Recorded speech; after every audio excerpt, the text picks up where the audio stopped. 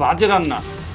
পায়েল, পায়েল, কি হয়েছে? তুমি চিৎকার করছো কেন? এই রান্না কে করেছে? কেন? বুয়া করেছে। রান্নায় কি হয়েছে? এটা কোনো রান্না হলো? এরকম রান্না খাওয়া যায়?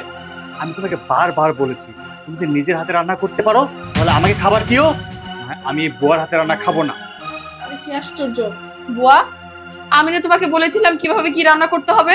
আমি যেভাবে বলেছি তুমি সেভাবে রান্না করোনি? আম্মা জান, আপনি আমারে যেমনি রাঁধতে কইছেন আমি তো সেমনি রাঁধছি, কিন্তু সাহেবের মুখে যে ভাল লাগতেছে না কেন সেটাই তো আমি বুঝলাম না। চুপ করো, রান্নাটা ঠিক মতো করতে পারো না, এবারে কাজ করো কেন তুমি? আচ্ছা, তুমি যদি আমি যেভাবে বলেছি সেভাবে রান্না করেই থাকো তাহলে রান্না কেন মজা হলো না?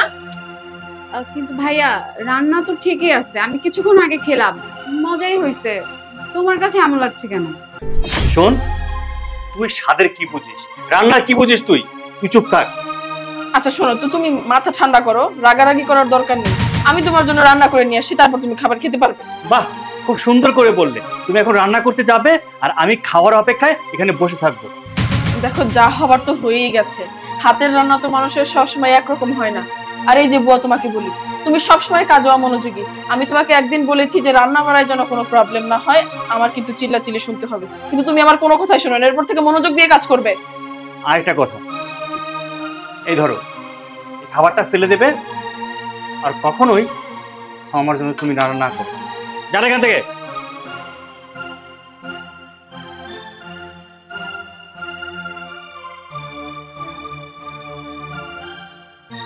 আচ্ছা, তুই এখানে দাঁড়িয়ে দাঁড়িয়ে কি করছিস? যা এখান থেকে। তুমি রাগারাগি করো না, আবার রান্না হলে তো খেতেই করবে। বসো, এখানে বসো।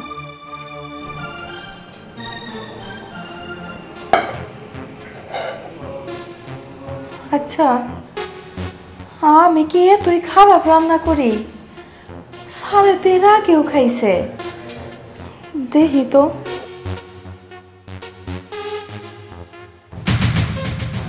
না, রান্না তো একেবারেই খারাপ হয় নাই, খাওয়ান তো যাইতেছে। তাইলে হ্যাঁ, এমন করে কথা কইল কেন?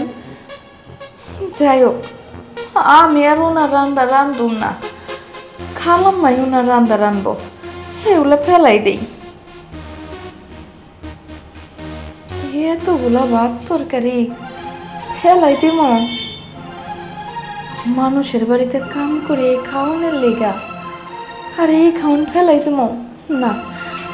এই খাওয়ানগুলা আমি খেয়ে ফেলাম, দানা হইতাছে কপালে আহে, আমি খামো। ভাইয়া,